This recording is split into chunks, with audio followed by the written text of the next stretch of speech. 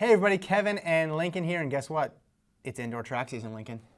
Can't come soon enough, I guess. It already started, and we had a good one to kick off the year. The BU Sharon Collier 5000. It's always a fast race, a mix of collegians and pros. Let's take a look at the men's race. We're going to break it down with the help of our telestration tool. We're going to pick this thing up a couple laps in here. Yep. Familiar sight here, though, the BU Track and Tennis Center. I mean, it's the best time of the year in Boston. Not only Christmas time, but just the indoor track is open, and it's had 9 months to get really fast. And as I mentioned, a mix of pros and collegians, some collegians that are coming off of cross-country seasons. You see one at the front right there who actually passed the rabbit, Jordan, man. That's Athanas Kyoko of Campbell, who won the Live and Lou meet earlier this year. His claim to fame. Yeah, didn't follow it up with any other wins, but had some good races, ends up finishing really well in his debut cross-country season. Still learning how to run, I think we can say, at the NCAA and this high kind of like semi-pro race type level here, because he passes the rabbit 4 minutes into the race. I think that's an understatement. He ends up running 13:48 when the winner obviously in the 13:20. So Kyoko, the best you could say is it's early portion, obviously, of the indoor season, so he's learning. I mean, we've seen people pass the rabbit before and have some success, but this was ill-advised for him. Yeah, man was up there clicking off like those 32s, those 33s, what they wanted. This is a mid-race surge here, and eventually he's going to get caught and reeled back in. The rest of the pack did a good job staying poised, staying composed. Right. You see Mann, Bartlesmeyer, and Don Cabral, and then in the all-gold there. Tell me about the all-gold of Edwin Kurgat. Yes, so I noticed that, and I realized that I don't think I had seen that before, maybe from Kurgat or even Iowa State. And so I texted their assistant coach, Jeremy Sudbury, on Sunday night, a day after the race, and said, are those new uniforms? He said, well, the uniforms, they date back to the previous year, but the color coordination of the matching gold on gold, the first time they had broken that out. So Edwin Kurgat, we're seeing his debut on the gold on gold. I like it. It reminds me of the Diamond League winners or the reigning world champions on the track get the special jersey.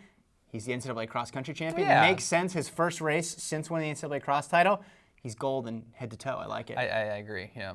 Let's freeze it right here. I mean, we're going to talk about this a lot because we have a lot of indoor meets in Boston. But let's talk about the hip number graveyard over here.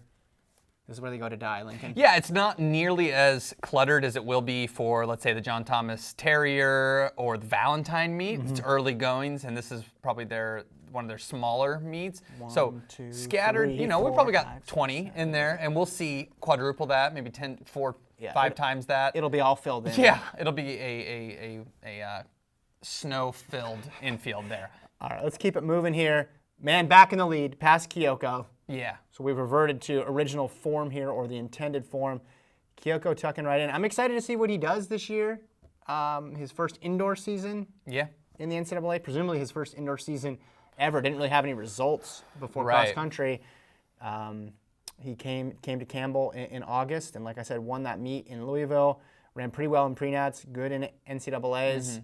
They have a tradition there of having some fast runners. Also, we see in the pack there some Middle Tennessee State guys. They were out for redemption after finishing in the hundreds. That's Chamati and Chogi. Yeah, I think they're liking the surface they're feeling under their feet more than the mud from Terre Haute. And yeah, this is such an interesting thing because all these guys, cross-country season's over and indoor nationals doesn't come for a long time, but you just want to capitalize on that cross-country fitness. And this meet, this style of meet, the early December meet, has grown and grown for distance runners over the years as it's become apparent that you're so fit after cross-country that it makes sense to get your qualifier done early. And I always remark it, just the turnaround. You go from, you mentioned mud and terrible weather on a uneven course to pretty much the complete opposite. Right. Perfect, fast track, choreographed pace. Yeah. Everything in line. It's the two extremes of running, we can say, that these athletes experience. Right. I mean, in the weather, it's not obviously a non-factor. It's just indoor is such a unique thing. I think everyone that's run distance, been a distance runner, has a love-hate relationship with indoor because it's fun because it is so intimate, but it is also so strange because you're doing so many laps and turning around and fascinated though that this result for Edwin Kurgat that we'll see over the next 6 minutes or so is as he's continually done all season, surpassed even my expectations for the NCAA cross-country champion. Because in in running this 13:24 that he does, the 10th fastest time in NCAA history, it's like how he did it like how he won NCAAs. It looks super easy, and there's more room to run even faster, I think, for Kurgat. For me, he came into this race after winning cross country as they're talking to Bartelsmeyer, two former St. Louis guys, and he steps off. So 3K 809. Mm-hmm. And he was already the 5,000 meter favorite for me. Kurgat was based on winning the cross country title. Sure. This 13:24, even though it is a 5K, not a 3K, puts him as the 3K favorite in my estimation too. He looked so good, and he closed so well that I would put him atop the 3K field right now. That one's gonna be harder to get, than the 5K certainly, but I think he can do it. I think he showed enough closing speed, and if you run 13:24, you're gonna be able to run a good 3K. I would agree with you. Yeah, I'm interested though more in the 3K. I mean, what is his? I don't think we know the full measure of his speed like in a mile yet, and so I'd be interested to know because he hasn't broken 4 minutes yet. Just to see, we're gonna get really the full breadth of how good Edwin Kurgat is in this season. I think. Mentioned Sudbury before, the Iowa State assistant coach. He gets a lot of steps in on his Fitbit. I mean, he is working this sideline. At some point, I think he even goes down here. We're gonna see him pop around a lot here, cheering on his guy there. Kurgat's just so smart. I mean, it looks so effortless, and he's the opposite of Kyoko, right? He's not going to do anything silly and get past the pacer. He knows exactly that Amos Bartelsmeyer is going to put him in perfect position, and it's like how he ran in NCAAs. He didn't emerge until he absolutely needed to.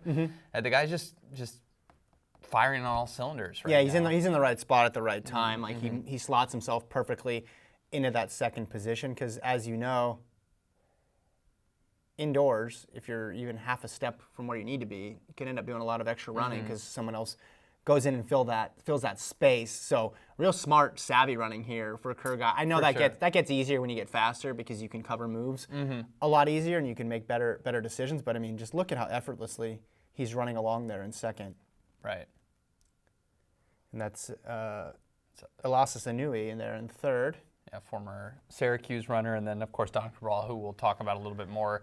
This is kind of a great race for Cabral. Yeah, I mean, I don't want to say a comeback. That may be a little bit much because he's a two-time Olympian. But for Cabral, a good run for him. I know he's had some struggles over the years, and to how he performs here, I think it's going to be indicative of a good season for him, and possibly another Olympic berth in the steeplechase.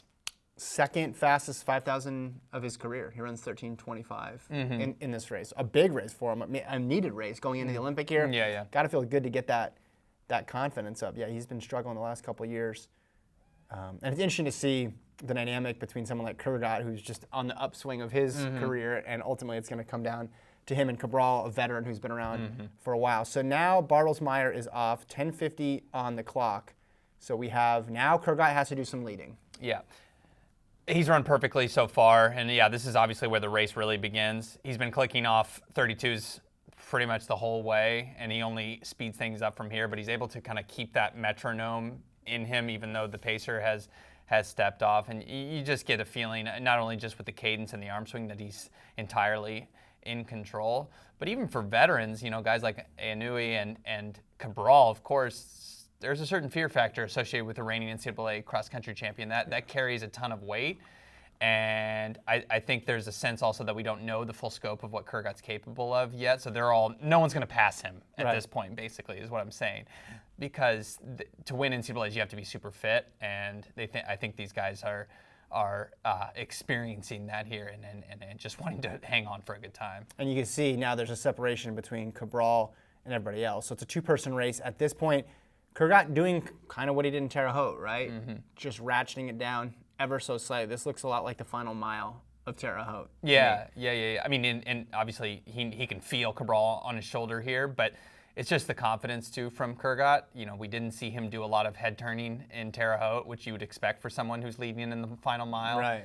And here you might be tempted to do that here, but he's just so calm as he approaches 400 meters to go. It's just everything's he's just so synced up right now and so fit. And it's fun to see because he's a guy, as he puts a little surge, smart running here. You put a little surge around a lapped runner. Cabral does well to cover that move. But for Kurgat, he's only been running for 3.5 years, and there's a certain excitement because you know, like when someone hasn't been running that much and they're already this good, that there's, I mean, I didn't think of him at the beginning of this calendar year as somebody who could like put his name up in the all-time list as far as times, but already he puts himself in the top 10 with this performance. I know this track is fast, but I think Kurgat is going to blow past anyone's expectations this year. Here's the last lap. Yeah, we see something here that we didn't see in Terre Haute, and that's Kurgat at full go, I think. I think in Terre Haute, he was still under control. He was that good. But if you look at how he's positioning his arms, and you look at, and then there is one glance. There's one turn, yeah. Right? It just, he knows he's racing the clock here too, and he wants that fast time. Freeze it right here. Go back just a scotch. I mean, look at just the arms coming up this high. I don't think we saw that in Terre Haute. Different camera angles, obviously. It's a little different, but he's going absolutely to the well here, which is fun to see because you want to see the best runners go flat out. Cabral just doing everything he can to get across that line. He had another. I think he could have. I think he left a lot on the track. Oh, yeah. He definitely kicked, but obviously because he closed in 27, we saw him blow past that line. I don't think see, this finish line comes up on you. I think most people think it's about right here. Kurgat goes 30.5 and then 27.9. Yeah. I mean, I think he could have run another couple. Wait, hold on. Go back a second. Wait a second. Is there a dog? I just saw a dog. Whoa. What's the dog policy at BU Track and Tennis Center? I don't know. I want to rewind just a bit. Does a dog know Cabral? Yeah, that's what I'm thinking. Is that like somebody? We don't know. It seems like the dog is being like positioned like it's a baby. Like congratulations. Yeah. Now look at the cutest thing in the building here. I'm not sure. Keep rolling it forward. Let's see if Cabral makes eye contact with the dog. Wow. No. Does Don Cabral dislike dogs? No, I was gonna say he loves them. Dog Cabral. Dog Cabral.